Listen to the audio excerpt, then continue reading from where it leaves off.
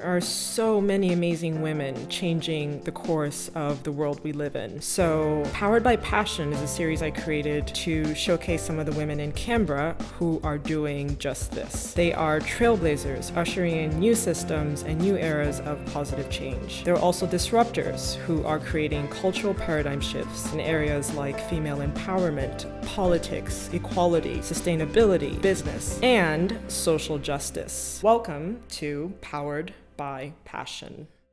In December 2018, the UN Fashion Industry Charter for Climate Action was launched to promote sustainability in the fashion industry. Long before this happened, though, Canberra ethical fashion designer Kelli Donovan was one of the people on the front lines advocating for environmental impact and social justice. Kelli, so awesome you're here. This is going to be so good. Thank you, Nina. So talk to me about your label, Pure Pod, how and why you started it, and when you started it, of course. Well, I started in 2006, 2007. And I started because I wanted to give women an ethical choice in their clothing. So I saw a big problem with, obviously, the impact that the pollution had in the clothing industry, and there was no relation with the people that were obviously making in it, and then also giving consumers like a beautiful choice. And also, like, three of the main things were, one, that I loved making fashion, so I've made clothing since I was a little girl. Yeah. It's in my blood. Two, I just love natural fibres, and I love the whole story and all the makers that go along with that whole story, and I wanted to be able to offer that in my clothing. Yeah. And three, I also wanted to help make changes in my industry and make my industry more economical, sustainably economically, and also environmentally more aware with people and products that were being made. Okay, speaking of love of fashion, I love fashion and style as well, as you know, and I am obsessed with your new collection, Native Pollen, with the bees. You want to talk about that for a sec?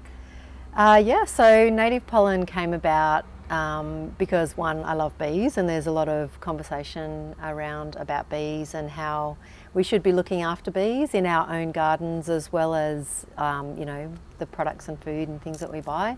So I wanted to create a range that brought that awareness just to general consumers, obviously mostly women, so they understood that there was quite a direct relation with the products that you buy and the environment itself. So having such a gorgeous creature like a bee and all of the amazing things that bees can do, it actually brought awareness right down to a tiny little ecosystem and a tiny little bug that actually can affect the way that we live in general as people on our planet. So if we were looking after bees and pollinators, using non-toxic forms of farming and dyeing and things like that, obviously we're going to be taking care of them and therefore taking care of our environment. But to do it in a fun way in fashion, where the products are beautiful, they're beautiful to wear, but it also has like an underlying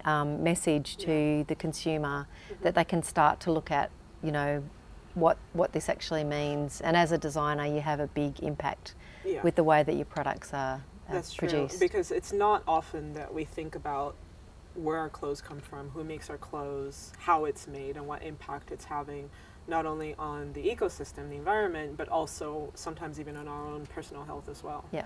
Which is interesting. Yeah, but that also feels like the industry. It would take up your cost of production significantly. Oh, absolutely. So obviously our products are more expensive to a certain degree, and also obviously the fibres and the way that we produce things are. But actually, they have the benefit of lasting 5, 10, 20, 100 years. Yeah, but actually the cost of our clothing is a reality of how much clothing should really cost to be produced. Yeah, that's true. What your take is on the issue that ethically made clothes are more expensive than a lot of the clothes in conventional retail? I think we need to change that question around in a way, because really ethical clothes aren't more expensive. It's that fast fashion is too cheap. Yeah. So what fast fashion has done to my industry is it's destroyed it. Yeah. So the consumer, the general consumer, understands that, you know, a $5 t-shirt is great as a $5 t-shirt and they want to go and buy it, but that's actually caused a massive issue because a $5 t-shirt takes just as long to produce and grow and all that sort of stuff as, say, a $120 t-shirt. But someone along the line is actually wearing the cost of that $5 t-shirt. Sure. So in a way, fast fashion has actually destroyed the skill set and the understanding of how much it takes to produce a beautiful quality piece of clothing, whether it's more expensive or cheaper. Yeah. So it's actually, they can look at my website, so Pure Pod, or they can follow me on Instagram or Facebook. And if they want to look a lot more into ethical fashion, they can go to Fashion Revolution. They can go to Common Objective in the UK. They can watch the True Cost movie. They can watch, even if they just Google ethical fashion online, there's so many amazing amounts of information and movies that they can watch now. Okay, great. Thank you so much. This has been awesome.